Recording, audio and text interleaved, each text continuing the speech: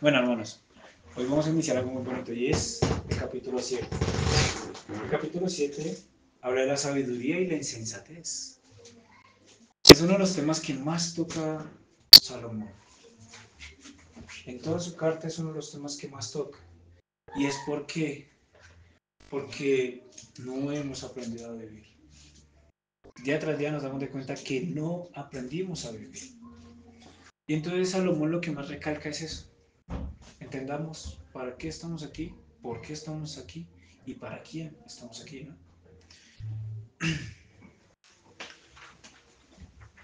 Esta frase, que es de Agustín de Hipona, dice, Dios tuvo un hijo en la tierra sin pecado, pero nunca sin sufrimiento, ¿no? Claramente Jesús fue el único hombre que no pecó, que estuvo sin pecado, pero Jesús sufrió. Sí, sufrió, ¿cierto? Sí. Claro. Jesús fue crucificado, una de las muertes más crudas y sanguinarias que existían en ese tiempo. Tan cruda y tan sanguinaria que una puntilla tan larga le clavaba entre sus palpas de los pies. Lo atravesaba. Estaba soportado sobre tres puntillas, una en cada mano y una que atravesaba sus dos pies. Ese sufrimiento era tan duro que la persona, la que era crucificada, no podía respirar porque verdaderamente su diafragma estaba comprimido. Lo único que podía hacer la persona para poder respirar bien era levantarse un poquito, erguirse un poquito hacia arriba. Pero eso significaba que estaba soportado sobre qué? Sobre las puntillas. ¿Usted se imagina el dolor que es eso? Ahora dice, muchos de nosotros también padeceremos de ello. Tal vez no estar crucificados, pero sí viviremos algo que se llama el dolor, el sufrimiento. Uno de los dolores que vamos a conocer hoy es la muerte. Y esa la quiero recalcar con una historia. Y es el dilema de que la muerte todo el mundo la conoce, ¿no? Pero su muerte se va a reflejar lo que usted hizo en esta tierra. El sufrimiento de la muerte no es para el muerto, ¿no? El muerto murió y ya nada sabe. El sufrimiento queda en las personas que todavía siguen viviendo. Más vale el perro vivo que el león muerto. El muerto ya nada sabe. Pero la persona que queda viva es la que queda sufriendo. La pregunta es qué pueden ser ustedes o qué parte van a ser ustedes. ¿Cuántas personas van a recordar a usted o irán a sufrir por ustedes?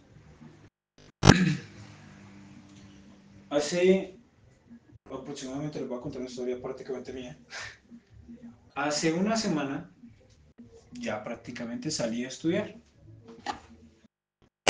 Salí a estudiar. Mi profesor falleció 2 días después de que salí a estudiar. Cuando llegamos al entierro, lo que sucedió es que solo habían en el sepulcro de él y por lo que me contaron también en la velación, solo habían 3 personas. La señora que le servía en el aseo, una hermana y su madre. ¿Y eso por qué? Ya vamos a ver. Cuando sucedió eso, bueno, y contando una compañera mía, y hay otros entrometidos que estaban, entre esas, este pechito. Ahí es donde entramos a la frase que Eclesiastes quiere hablar hoy, que Salomón quiere hablar hoy. Espérame, abro el Holirix. Ahí es. Dice, mejor es ir a una casa de luto que ir a una casa de banquete, porque aquello es el fin de todo hombre. Y al que vive, ¿sí? Y al que vive lo ahora, reflexionará ¿en qué? ¿De qué? Eso es lo que estamos viviendo nosotros ese día. Casa de luto, un entierro, un momento triste, un momento de agonía. ¿Pero quiénes están reflexionando? Los que estábamos ahí presentes. ¿Qué reflexionábamos nosotros? Uno de los puntos principales que reflexionábamos era ¿a qué venimos a servir a este mundo? Somos vanidad, no somos nada. ¿Y cuántas personas irán a nuestro cementerio? Esa es una de las preguntas que yo más me hacía. ¿Saben por qué esa persona no fueron bastantes poblaciones? Así que como conocemos el entierro de un hombre famoso que hayan enterrado, Billy Graham. ¿Ustedes miran el video del entierro de ese hombre? Fue hasta Donald Trump. Fue todo Estados Unidos. Fue todo Estados Unidos. Donald Trump. Donald Trump fue, ¿no? Fue el embajador de las defensas de Estados Unidos. Fue hasta el mismo presidente actual en ese tiempo, que era Bush, sí. Bush, algo así. Y uno decía, pero ahora estamos viendo un maestro, que solo fueron 3 personas y 2 alumnos que fueron por lástima. Entre esas estaba yo. Pero yo me pregunto el por qué. Ya vamos a hablar de ese tema.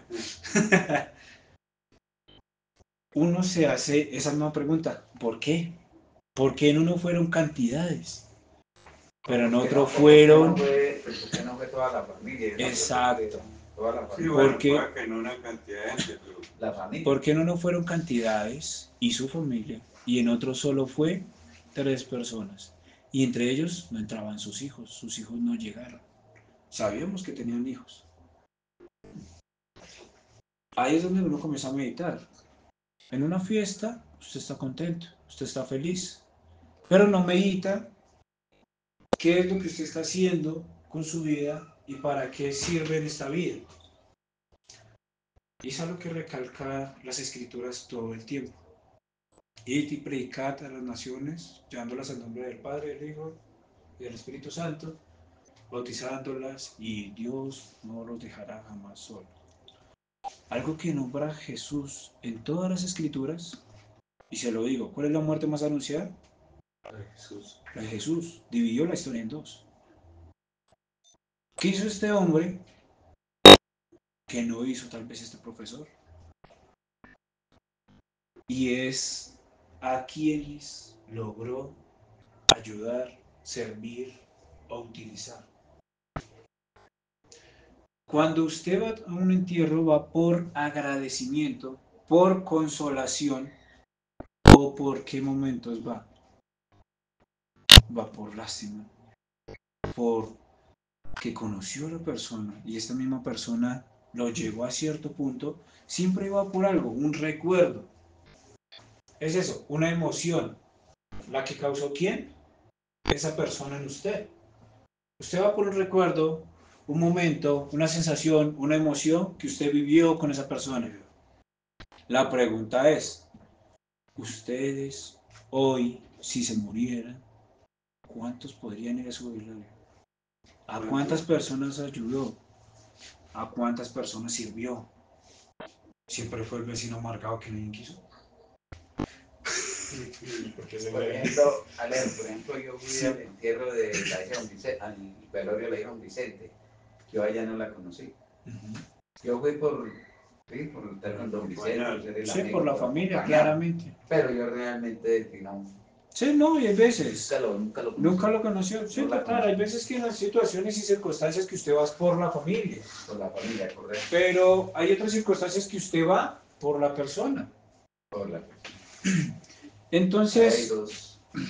claramente, si la familia estaba ahí presente, usted también tuvo que haber estado presente en la vida de esa muchacha. Y algo tuvo que haber aportado esa muchacha para algunas personas en específico. Pues es lo que está diciendo Eclesiastés. Ustedes meditan. Perdón, en un momento de eso momento dado de esos, uno es bueno y ha sido bueno y buena persona que era, que no sé, la falsedad y la hipocresía muchas veces de la gente. Sí, total, pero el problema es que hay algo que no va a poder solucionar la falsedad. Y es cuántos pueden llegar a ir.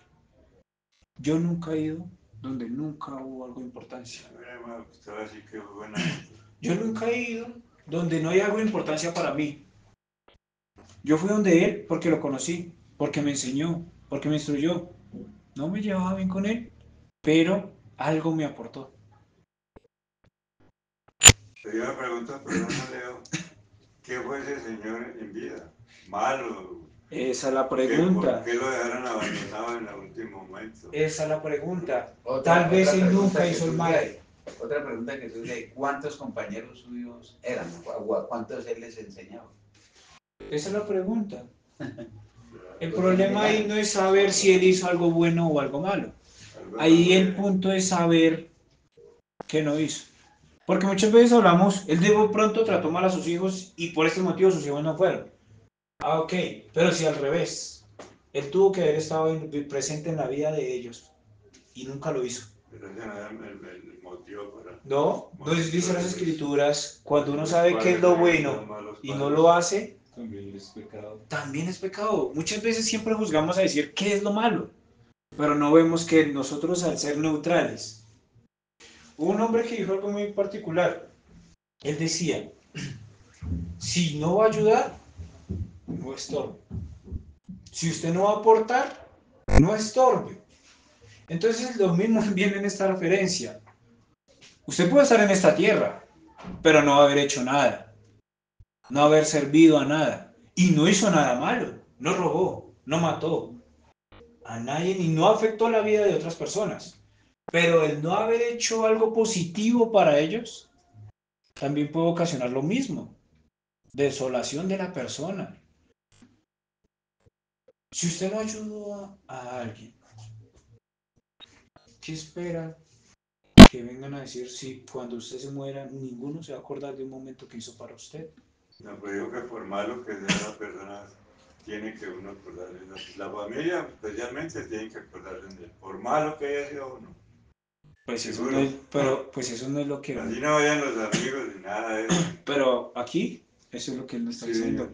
pero el cuento de usted En un, si es real, me parece extraño. yo real, mi profesor se acaba de morir hace 3 días. No, sí, pero es que hayan ido tan poquita gente. Sí, no, y no solo ese caso. Por ejemplo, hace poquito estaba mirando un TikTok, un pastor también. Se murió es que un hijo de pastor. Todo el mundo fue al velorio. ¿Por qué? Pues era el hijo de pastor, todo el mundo fue. Pero él miró al lado y vio una familia sola. Dos parejitas. Oye, perdón, una pareja, me equivoqué. Una pareja que estaba velando a su hija, que había fallecido, una bebé de unos mesecitos nomás de nacimiento. Y él dice que fue también por lástima, o sea, vio una familia sola, desahuciada. Y es que ese es el punto. ¿Ustedes creen que el no conocer a personas, el no servir a personas, puede beneficiarlos? Si usted no aportó nada en ellos, también como familia, porque ahí ya sabemos que la bebé no ha hecho nada. Pero imagínense quiénes serían estos familiares para que ninguno se haya complejado o haya puesto en su sentir ir a visitarlos, ir a estar con ellos pasando su dolor. Y entonces dice, una casa de banquete. Vuelve y dice ahora, ¿a una casa de banquete todo el mundo llega? No, cuando hay comida, cuando hay fiesta, cuando hay todo, Allá, todo el mundo está ahí. todo el mundo. Pero ninguno reflexiona, esa es la pregunta eso es lo que estoy diciendo él acá. Ninguno de ellos reflexiona, solo está disfrutando de un momento. Más en el momento de angustia es donde uno se pregunta, ¿qué tan vana es mi vida? ¿Qué puedo hacer yo para que uno sea recordado? Y la pregunta es esa, ¿uno puede ser recordado? Sí, claro. Hoy en día nosotros leemos una cantidad de autores que fueron recordados. Día tras día para estos estudios lo que hacemos es tomar estudios de personas que ya los hicieron. Y una de las cosas que más se recuerdan son de un hombre llamado Isaías. ¿Dónde está ese hombre? Antiguo Testamento, libro de Isaías. Otro nombre Profeta es mayor. Daniel. ¿Dónde está ese hombre? Antiguo Testamento, profeta menor. Imagínense, 1500 años y todavía acordamos de cosas de él. Hubo un hombre llamado Jesús. ¿Dónde está ese nombre? En toda la Biblia. En toda la ¿Qué historia. tanto impartió? Dividió la historia en dos. ¿Qué tanto impartió esa persona? ¿Qué tanto hizo esa persona para ser recordada? Cada persona que está siendo recordada tuvo que haber hecho algo. Y es donde va el punto. ¿Eso se medita en dónde? Lastimosamente en lugares en silencio, donde ya solo podemos ver algo, y es un hecho. Y uno de los hechos más confundibles es este, la muerte. Ese hecho de cuánto usted aportó a este mundo, ese hecho de que cuántas personas usted ayudó, se ve, es en este momento, casa de luto. ¿En un momento de qué? ¿Qué es el luto? Tristeza. Sufrimiento, tristeza. Por eso dice, es mejor ir a una casa, un lugar de tristeza, porque vamos a poder meditar, que estar en momentos de lujuria, de disfrute, de deleite, donde solo buscamos ¿qué? Nuestro beneficio. Aquí entendemos que ese momento de tristeza nos va a hacer meditar sobre nuestra vida vana. En el momento de disfrute solo estamos disfrutando el momento. En todo momento de tristeza hay un crecimiento. En el momento de tristeza de Jesús hubo un crecimiento. Lo recordó todo un pueblo. Se creó una nueva nación. ¿Antes de Jesús existía el cristianismo? No. No, nadie conocía qué era el cristianismo. Antes de Jesús, ¿se entendía que había un hombre que daba unos consejos tan sabios como él? No, no se entendía. Y esa es la mayor hipótesis que quiero llegar hoy, ¿no? Es, ¿qué han dejado ustedes en esta tierra? Dios da la salvación. Dios permite quiénes van a ser salvos y quiénes no. Pero porque Dios mandó a unos hombres a que predicaran el Evangelio, si Dios pudo haber puesto en su corazón para que ellos llegaran sin necesidad de alguna persona que hablara por él o en representación de él. Dios quiere que seamos copartícipes para él, dentro de un hogar, dentro de una casa, dentro de una iglesia, dentro de un vecindario. ¿Cuántas personas hablan de usted? Y no es por fama, no es por fama, es por una relevancia que se da en la persona. ¿De ustedes hablan que son sabios o solo hablamos necedad de ellos? De nosotros pueden decir que somos sabios o somos necios. ¿Qué hemos hecho? Dios está haciendo su parte.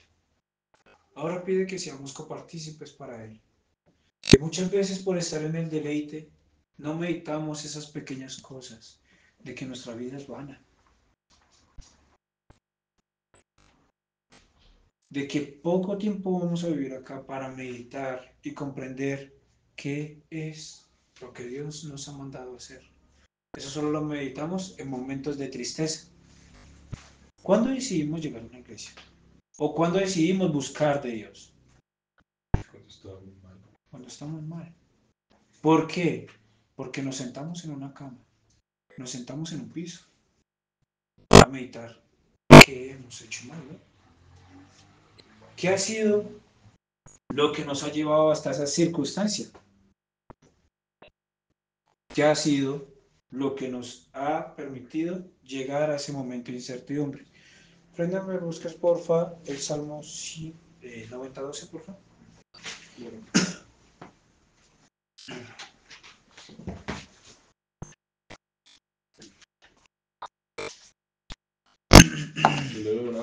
Sí, por favor. Salmo 90:12. Enséñanos a contar de tal modo nuestros días que traigamos al corazón sabiduría. Aquí Salomón está atañando que hay una sabiduría y otros que seguían bajo la insensatez. Este salmo que lo escribió Moisés dice, enséñanos a contar nuestros días con sabiduría. Muchas veces eso es el problema. Y no todavía, no muchas veces, la mayoría de veces ese es nuestro problema. No somos sabios. ¿Cuál es el principio de la sabiduría? Ya lo hemos dicho ese versículo hace... ¿Cuántas veces hemos dicho ese versículo? ¿Cuál es el principio de la sabiduría? Es que esto se durmió. ¿Cuál es el principio de la sabiduría? No, a mí es que no me queda. Dice el temor a Jehová. El principio de la sabiduría es el temor a Dios. Es el conocimiento de Él, el entendimiento de Él. Pero no somos unas personas sabias porque nuestro testimonio no da esa sabiduría. Si la diera, las personas lo notarían, ¿no? Pero a cada rato nos recalcan que somos necios, por una y otra índole. La pregunta es, ¿qué tanto temor tenemos a Dios? Porque si el principio de la sabiduría es el temor a Jehová, y dice ahora en esa oración, enséñanos a contar los días con sabiduría. ¿Cuál es nuestra falta? Primero que todo, ella la está diciendo. ¿Cuántos oramos por sabiduría? ¿Cuántos buscamos esa sabiduría que es de Dios? No sé qué ninguno. Dice, aquel que necesita sabiduría, pídasela a Dios, el cual se la dará abundantemente y sin reproche. Pero Y como creo que Dios uno de no los es- puntos... Como Dios uno se acuerda de él es cuando lo necesita. Exacto. El resto nos olvidamos de él. Las escrituras, y podemos ver un libro que fue antes de Eclesiastés, se llama Proverbios, es el claro ejemplo de enseñanzas prácticas para prevenir todo tipo de mal. Eclesiastés es cuando ya se embarró, cuando ya es la embarrada, cuando ya sucedió. De hecho, Proverbios fue escrito por el padre del que escribió Eclesiastés Ajá. para que Salomón, que fue quien escribió Eclesiastés, no cometiera Los mismos errores. los mismos errores que él. Pero Salomón no tomó los consejos de Proverbios. Y los enseñó en Eclesiastés. Y nos damos de cuenta de eso en Eclesiastés. Entonces, ese es el punto. Eclesiastés es cuando ya sucedieron los errores. Pero Proverbios era el cómo prevenirlos. Pero Salomón era tomado como uno de los hombres más sabios. Y tal vez murió siendo uno de los hombres más sabios, claramente. Pero sus hechos no lo demostraron. ¿Hubo más necedad en la vida de Salomón que sabiduría? Así como en nosotros ahorita hay más necedad que sabiduría. Entonces hay una deficiencia en nosotros. No estamos buscando la verdadera sabiduría. Una sabiduría que viene de lo alto, de Dios. Hemos creído que hemos hecho las cosas bien desde el inicio. Pero cuando vemos las consecuencias de nuestros actos, es donde meditamos. En ese momento de frustración, es donde meditamos. ¿Qué tan aferrados a Dios estamos? ¿Qué tan aferrados a Dios vivimos? Frener, por favor, me consigues Proverbios 22:1.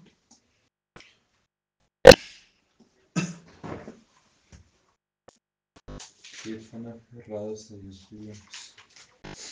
Más vale el buen nombre que las muchas riquezas, y el favor que la plata y el oro. Ahora Eclesiastés 7:1 dice, mejor es el buen nombre, perdón, y mejor es el buen nombre que el buen ungüento. Y el día de la muerte, ¿qué dice ahí? ¿Y el día de la muerte qué? El nacimiento. Que el día del nacimiento. Cuando nacemos, no nos conoce nadie. ¿Qué es el ungüento? Un una fragancia, un aroma, una herramienta. Eso es el ungüento. Se utilizaba para masajear anteriormente, se utilizaba para limpiar, se utilizaba para oler bien. Pero dice, mejor es el buen nombre. nombre. El buen ungüento del día de la muerte que ¿Por qué dice que es mejor la muerte? Mejor el día de la muerte. Porque el día de nacimiento no nos conoce nadie. No sabemos quién es aquel que nació. No entendemos quién es el que nació. Jesús cuando nació, lo único que dijeron es, ¿puede salir algo bueno de Jerusalén? Pero hoy en día hablamos de Jerusalén como Mejor. lo mejor, el día de la muerte. De nosotros no conocen nada en el nacimiento. Y no somos dignos de esa gloria, verdaderamente. Pero la pregunta es, ¿qué van a hablar el día de nuestra muerte? Una de esas frases que se le dijo a ese hombre al que todo el mundo fue a visitar, que era Billy Graham, fue, este hombre fue grande, no por lo que hizo, no por lo que hizo, no por lo que estuvo, ni por donde estuvo, sino por a quién sirvió. Eso lo dijo el mismo ministro de Defensas. Este hombre no se hizo grande por qué hizo, sino por a quién sirvió. Este hombre fue denominado el pastor de América, un rango difícil de alcanzar hoy en día. Dios lo glorificó dándole ese nombre, un buen nombre. Su muerte significó un cambio total en un país, en unas naciones. Su muerte significó haber sido una fuente de inspiración para otros.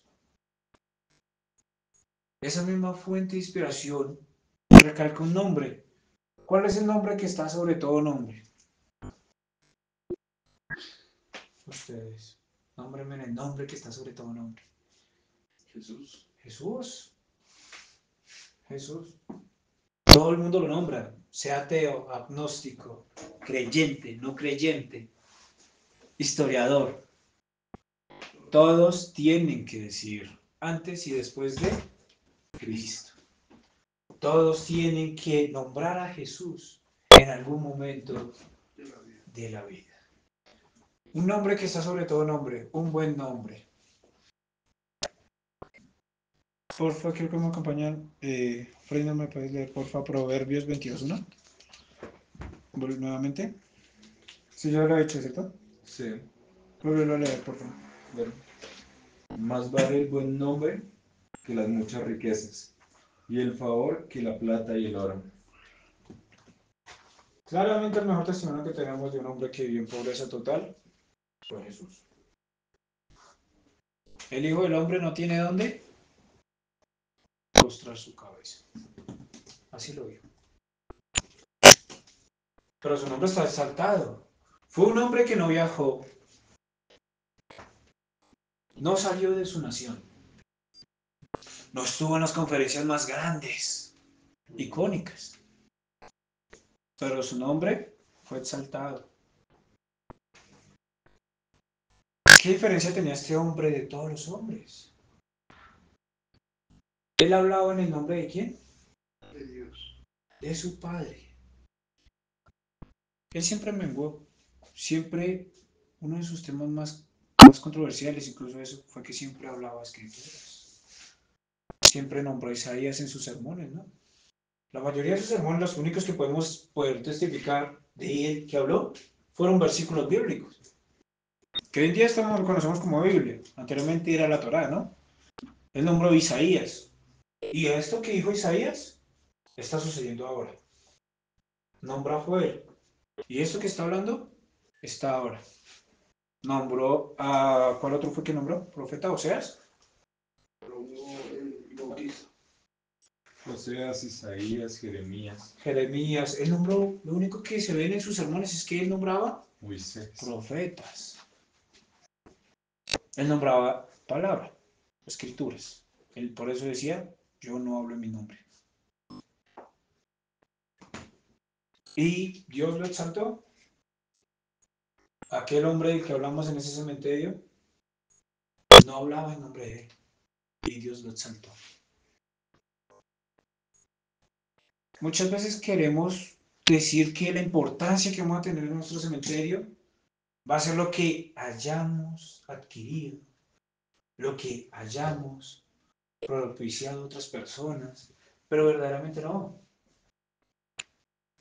Lo que vamos a ver en nuestro cementerio, en nuestra oración, en nuestro sepulcro, va a ser la importancia que tuvimos para otras personas. ¿Y qué más importancia que haber dado las buenas nuevas de salvación? Unas buenas noticias, todo el mundo las anhela. Unas buenas noticias, todo el mundo las espera. Unas buenas noticias, todo el mundo las desea. Y la tenemos acá. Estas son las buenas nuevas de salvación. Decir que de nada sirve la proyección que nosotros tenemos de querer adquirir cosas materiales. De nada sirve la aflicción que tenemos por querer dejar un nombre marcado en esta tierra.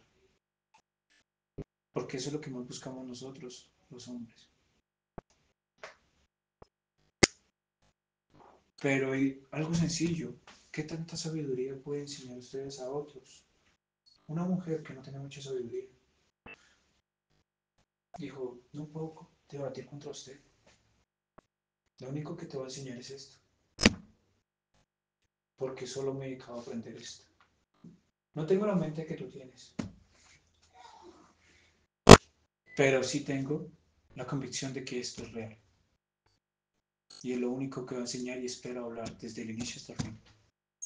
Convenció a un chico que creía que lo sabía todo. Y ahorita, 4, 3, 2 meses de la muerte de esa persona no ha podido olvidar los consejos que le enseñó. Y día tras día medita en ellos. Esa persona debe aprender en esa persona, en ese muchacho, una enseñanza que nos iba a ir. ¿Qué enseñanza van a dejar ustedes en sus familias? ¿Qué enseñanzas van a dejar ustedes en sus amigos? En las personas que lo siguieron, que lo guiaron, que lo aconsejaron, que mantuvieron al lado suyo. ¿Enseñanzas de sabiduría o enseñanzas de insensatez? Enseñanzas que servían para que esa persona pudiera entender a qué venimos a esta tierra, o simplemente vamos a hacer ese humo que volvió a pasar y no ayudó ni aportó en ningún área. Somos humo, somos vanidad, no hay nada más en nosotros sino eso. Pero hay un hombre que va a seguir siendo exaltado, así nos vayamos nosotros, y es el nombre de Jesús. ¿Cuánto logramos hacer o servir para esa obra? Esa obra va a seguir desde el inicio hasta el fin, hasta los confines de la tierra. Vamos a buscar lo que se acaba cuando morimos nosotros, o vamos a buscar lo que perdura. ¿Qué esperan buscar ustedes? Esa es la pregunta que ahorita más recalca él. ¿Y por qué? Por una simple pregunta. ¿Estamos viviendo en días de banquetes? ¿O preferimos ver el sufrimiento y entender para qué estamos ahí? En el sufrimiento entendemos para qué estamos. ¿A qué estamos? ¿A qué servimos? ¿A quién servimos? Porque en el sufrimiento sabemos a quién debemos pedir. Y es lo que no meditamos.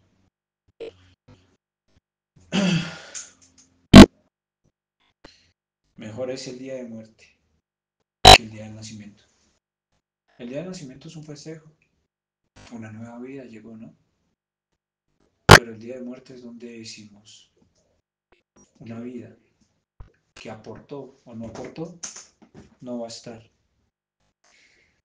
Versículo 3 dice, perdón, porque aquello es el fin de todo hombre, y al que vive lo hará reflexionar en su corazón. Ahora el 3, mejor es la tristeza que la qué, Que da risa. que la risa. Porque cuando el rostro está triste, el corazón puede estar ¿qué? Contento. Contento. Y ahí es donde entra otra vez el punto de vista. En la tristeza, ¿qué meditamos? En los días de risa, estamos bien. Hay vacas gordas. No nos falta nada. ¿De qué nos preocupamos? Pero en los momentos de tristeza, cuando usted necesita un consejo, si imagínense, ustedes llegan aquí tristes. No, estoy endeudado. Se me acaba de morir el perro. Se me acaba de morir una hija. Y uno lo único que puede decir es, está contento. No, pues usted dice, no, pues no es el mejor consejo del mundo, ¿no? O sea, estoy en un momento de tristeza y usted me dice, ¿esté contento? Pero en ese momento es donde usted medita. Cuando vimos ese hombre, ¿qué cree que meditamos nosotros? Meditamos qué estamos aportando. ¿De qué estamos sirviendo? Cuando meditamos de que se nos muere un familiar, ¿qué es lo primero que meditamos? Cuando un familiar se accidenta, ¿qué es lo primero que meditamos? O sea, cuando un familiar se accidenta, lo primero que yo creo que medito es, casi no puedo volver a compartir con él. Y una de esas meditaciones que va a ocasionar que yo tome como sabiduría el tiempo que Dios me ha dado. Enséñame a contar los días con sabiduría, no los que ya pasaron, ya no puedo hacer nada, pero los que me quedan. ¿Cuánto comparto con mi familia? ¿Cuánto sirvo a mi familia? ¿Qué he entrenado en mi familia? Si mi vida es vana, la vida de ellos es vana, ¿quién me consta que mañana voy a poder compartir con ellos? ¿Qué he impregnado en ellos? ¿Qué? Que cada vez que llego mal a mi casa, lo único que busco es que ellos sientan lo que yo estoy sintiendo. O que a pesar de lo que yo siento, Contento. logro que ellos no vean eso. Y que se lleven una perspectiva distinta de lo que yo viví.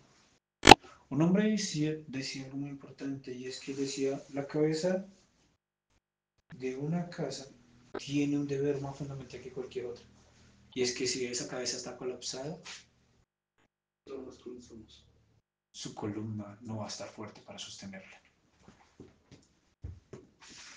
Si la cabeza está colapsada, su columna no la va a aguantar. Ustedes aquí son cabezas, son hombres. Imagínense. Algunos van a comenzar a hacer cabezas para su hogar. Son hombres. La pregunta es, y entre esas entro yo, ¿meditamos en esos momentos de tristeza? ¿Cómo cada día ser mejor? ¿Cómo cada día es ser semejante a Cristo? Ahí está el punto. Para ser semejante a Cristo, ¿qué tenemos que hacer? Obedecerlo. Obedecer su palabra. ¿Pero qué obedecemos? Su propia palabra, sus mandamientos, su ley. Para eso tenemos que conocerlo. Antes de querer obedecer, antes de querer servir, tenemos que saber ¿Quién es? quién es. ¿Por qué Él se puede servir de cualquier manera? Esa pregunta hoy en día no la hacemos todavía. Sabiendo que acá está la respuesta. Él lo queremos obedecer, claro. Todo el mundo cree que lo quiere hacer, ¿no? Pero ellos saben de qué manera es. Y peor aún, hay gente que se está haciendo esa pregunta. Ustedes están ayudando. Nosotros estamos ayudando a que lo conozcan, a que sepan cómo debemos servir agradar a ese buen nombre?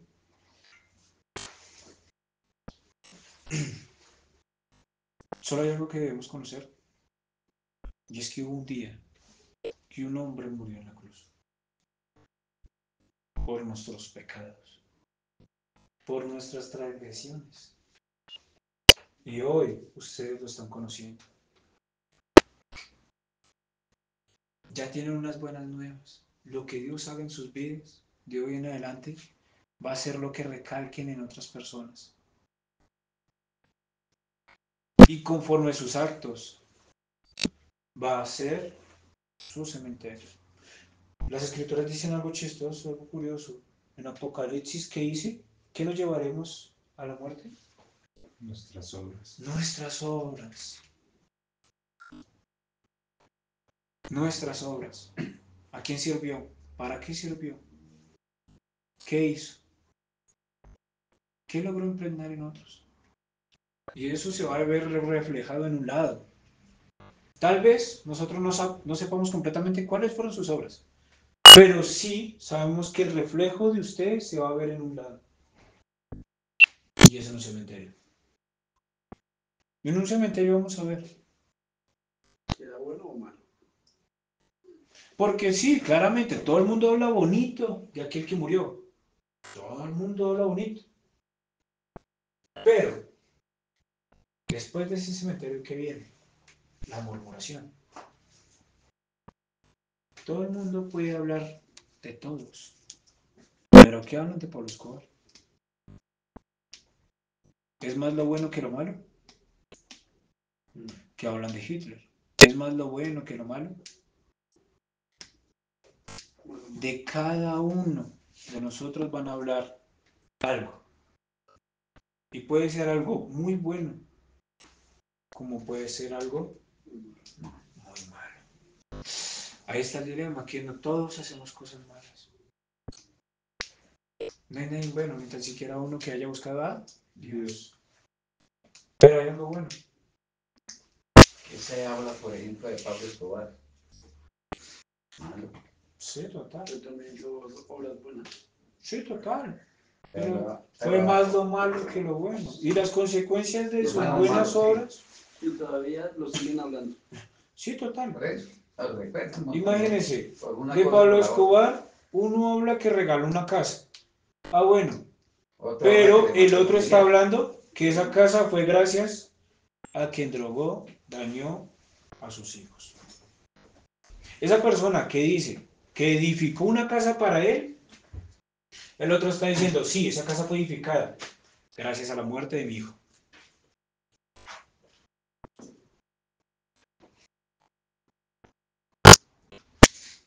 Gracias a la muerte de mi hijo. Muchas veces hablan de que dejó bien a su familia, ¿no? Fue un hombre que trabajó y le quiso dar lo mejor a su familia. Lo hizo de una manera, pero le quiso dar lo mejor a su familia. Un reportaje que su mismo hijo dice, a él no nos dejó nada, solo nos dejó un problema. ¿Por qué? Porque todo el dinero que él hizo, vinieron otros narcotraficantes y nos lo quitaron. Nos dijeron, o no lo entregan o lo matamos. Así de claro. Vivir en insensatez, lo único que va a causar es problemas. Esta gente tiene plata. Pues eso no es lo que dice él. Él está trabajando, dice que en un supermercado, logró sacar su ingeniería y de ahí lo único que han hecho es no darle trabajo a él por ser el reconocido de Pablo Escobar. Sí. Ahora, puede tener plata. Y él lo decía, teníamos $5,000 en la mesa, pero estábamos comiendo una sopa picha, porque no podíamos salir a comprarla. La plata estaba ahí, pero no podíamos tener la libertad de salir a comprarla. Es la insensatez, la manera más correcta de actuar. Ya es decisión de cada quien. Todos en la vida de insensatez. Vamos a hablar las calles. No he visto el primer hombre que haya llegado a los 80 años. Nómbrame un narcotraficante que haya llegado a los 80 años. Leer. ¿Ah? Leer. ¿Y cómo lo llegó? encerrado en una cárcel toda la vida. Yo en la calle. Todo está en la calle. Está Toda esa encerrado vida. hasta el momento prácticamente 40 años de su vida. No creo que eso haya sido vivir. Está en Armenia ahorita. Ajá, ahorita está en Armenia. Ahorita está por ahí y no puede salir de su casa. No, sí, sí, claro. Y es un problema. No puede salir. Porque sabe que si sale, ¿qué pasa? La insensatez, sus actos. No, yo me he quedado por ahí en Alemania. Que hizo muchas cosas allá. Buenas. Entonces, En Armenia. No, en Alemania. entonces vuelve el tema. Es que los papás eran de Alemania. Porque cuando el rostro está triste, el corazón puede estar contento. Hay un principio, dice el temor a Jehová. Si usted está totalmente en felicidad, mi yugo es fácil, ligera es mi carga. ¿Hay una felicidad? Tal vez sí. ¿Hay un contentamiento? Tal vez sí. Dice, yo doy una paz que sobrepasa ¿qué? Tu entendimiento. Todo entendimiento. No he visto el primero que tenga esa paz y diga, no la quiero tener. En un momento de tristeza, tenemos paz. En un momento de aflicción, tenemos tranquilidad. La sabiduría da un estilo de vida distinto a la insensatez. Y ahí es el punto. ¿Vemos lo vano o vemos lo eterno? Vuelve y dice, el corazón contento. En un momento de tristeza. Solo hay alguien que esa paz que sobrepasa tu entendimiento. Una paz que dudo pudo vivir Hitler sabiendo que se tuvo que suicidar. Una paz que tuvo un hombre llamado Billy Graham. Una paz que no tuvo un hombre llamado Pablo Escobar. Porque vivió, claro, vivió 10 años de su vida súper bien. Pero eso condenaron sus otros 30 años mal.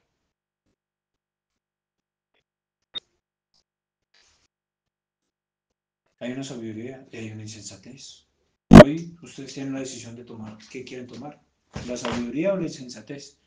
Pero sepan algo, como a todos les alumbra el sol, tanto al bueno como al malo, también les llueve.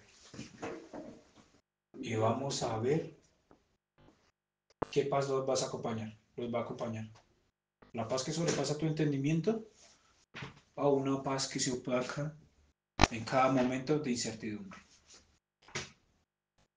Y solo hay una paz que sobrepasa todo entendimiento. Y esa paz la da Jesús. Esa paz la da Cristo. Que en cualquier momento uno puede estar confiado. La Escritura enseña a conocer esa paz. Y esa da la sabiduría. Enséñanos a contar los días con sabiduría. Y si el que necesita sabiduría, pídesela a Dios, el cual se la dará abundantemente y sin reproche. La sabiduría ya está. La sabiduría fue dada. Depende de ustedes escoger. Pero claramente el día que las tengan, no se gloríen en ello. Porque es para la gloria y voluntad de Él. Pues ustedes no han obrado en nada. Sino que el que inició la buena obra, la perfeccionará hasta el día de su venida. Venida que estamos esperando. Porque creemos en ese buen nombre.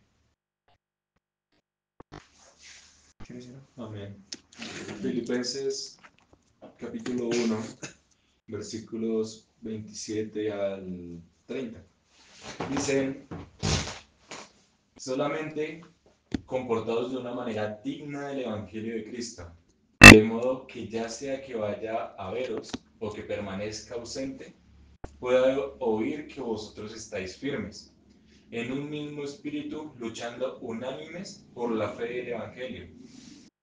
De ninguna manera amedrentados por vuestros adversarios, lo cual es señal de perdición para ellos, pero de salvación para vosotros, y esto es de Dios.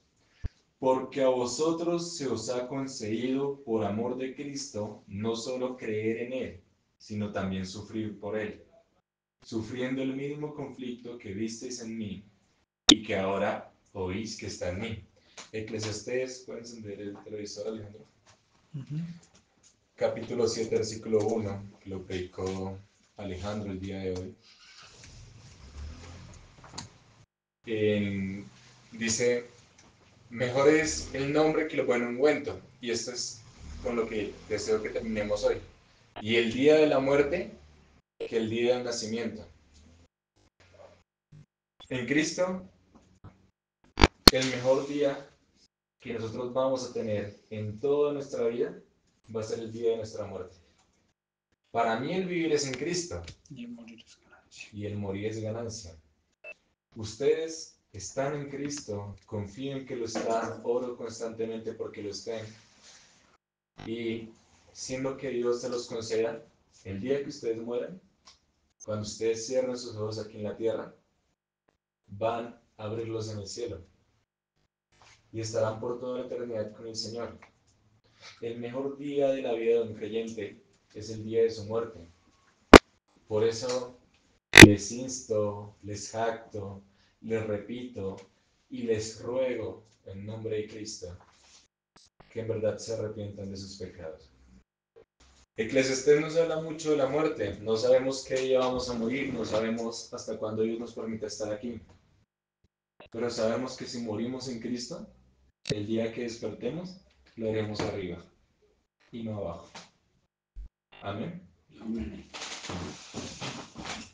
Señor, gracias por permitirnos tener este tiempo de comunión. Gracias por permitirnos conocer más y más de tu palabra. Gracias por mostrarnos cuál es tu voluntad para con nuestras vidas. Gracias por enseñarnos tu palabra, bendito Dios. Permítenos, oh buen Señor, ser ejemplo para los demás. Permítenos impactar la vida de los demás con nuestro testimonio. No para vanagloriarnos a nosotros, sino para que un día las personas puedan hablar bien de nosotros, puedan hablar bien de aquel consejo que un día dimos, puedan hablar bien de aquel testimonio que un día profesamos y puedan hablar bien del Dios al que servimos. Gracias, oh amado Señor, porque tú nos has escogido para estar aquí, porque tú has tenido misericordia de nosotros y nos has permitido vivir un día más. Gracias, Señor, porque nos has traído aquí sanos y salvos. Permítenos, por favor, cumplir lo que tú nos has mostrado esta noche en nuestras vidas, para tu gloria, tu preciosa, hermosa y perfecta gloria. Tuyo es el poder, la gloria, la honra, el dominio y el imperio por los siglos de los siglos. Amén. Amén.